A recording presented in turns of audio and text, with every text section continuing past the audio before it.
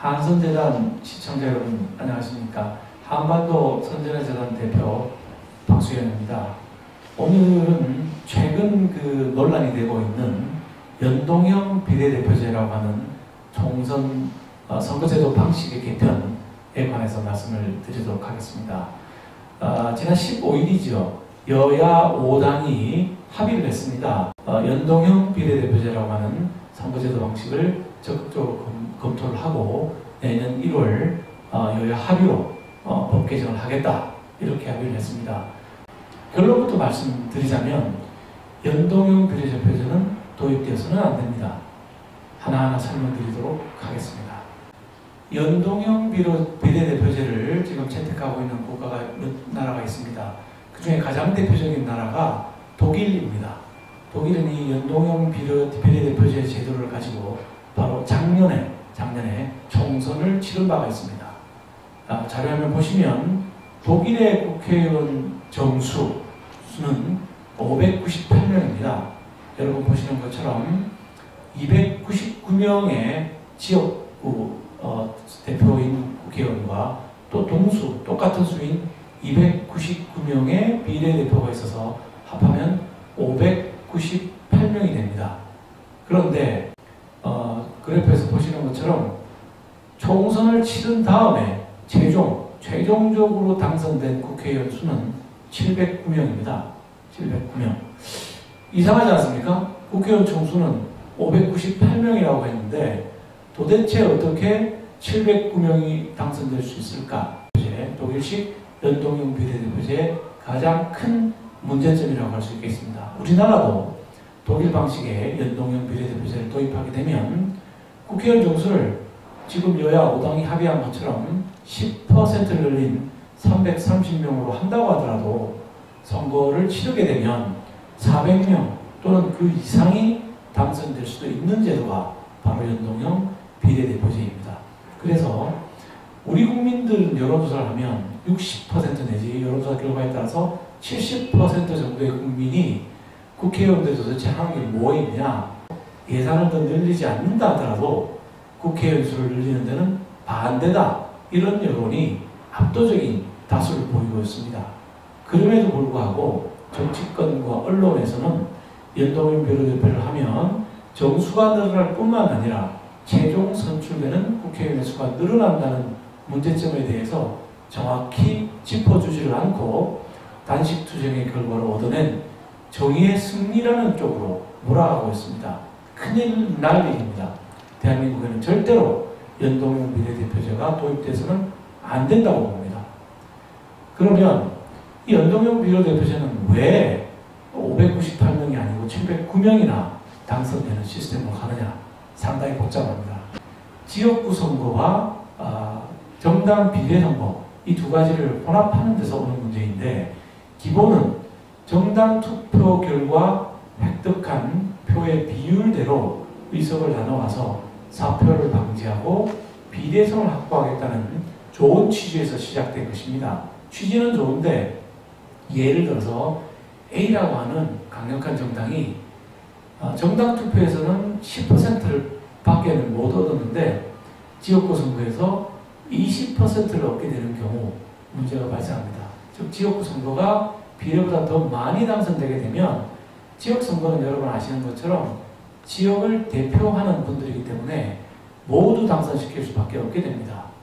연동형 비례대표자가 정당 득표의 비율로 국회의원을 뽑겠다고 하면 A정당이 정당 투표에서 10%를 받았기 때문에 의석이 10%가 돼야 되는데 지역에서 이미 20%가 당선이 되는 겁니다. 그러면은 정당 득표의 비례성이라는 게 이미 깨지게 됩니다. 그런데 어떻게 하냐면은 지역에서 당선된 사람은 일단 모두 당선된 걸로 봅니다. 왜냐하면 지역을 대표하는 사람이니까.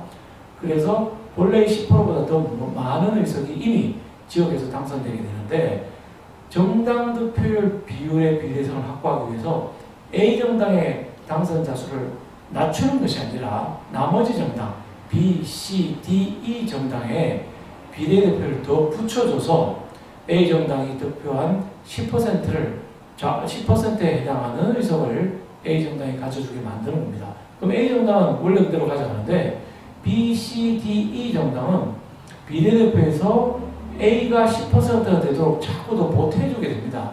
이런 일을 하다 보니까 독일에는 정수인 598명보다 111명이 더 많이 당선되는 결과를 가져오게 된 것입니다.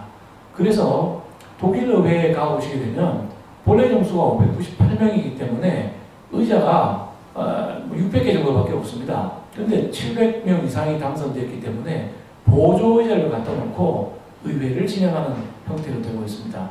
만약에 4년 뒤에 2021년에 또 선거가 있게 되면 도대체 몇 명이나 독일에서 당선될지 독일 사람들도 모르고 있습니다. 예측이 안 됩니다. 선거 결과라는 게, 표심이라는 게 어떻게 될지 알 수가 없기 때문입니다. 그래서 우리나라도 330명에 하겠다고는 하나 자칫하면 400명 또는 그 이상의 국회의원비가 만들 수 있다는 거죠. 자, 아마 이 말을 하지 않고 330명을 주장하는 여야의 정치인들은 나중에 결과 나오더라도 뭐 예산을 늘리지 않겠다 처음에는 이렇게 주장할 수도 있겠습니다. 그러나 국회의원의 세비만 문제가 아닙니다. 국회의원은 세비뿐만 아니라 보좌관 9명, 8 플러스 1이죠. 8명의 보좌관과 1명의 인턴도 있고 각종 특혜들이 많이 있습니다. 활동에 필요한 보조금, 사무실, 자동차, 유류비 등등 각종 혜택이 많고 국제적인 기준으로 보면 상당히 큰 그 사무실도 가지고 있습니다. 예를 들면 100명이 더 당선된다고 하면 그분들의 사무실도 만들어줘야 되고 보좌관도 줘야 되고 그 밖에 각종 혜택도 줘야 됩니다.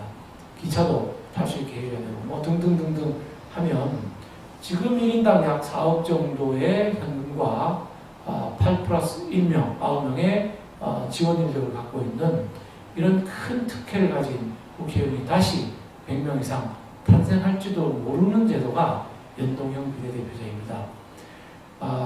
손학규 대표와 이정미 대표가 주장한 대로 사표를 없애고 비례성을 높이고 싶다면 정말 그게 본래의 의도라면 권역별 비례대표제 또는 정당 명부에 의한 비례대표제를 하게 되면 사표는 완전히 제로가 됩니다.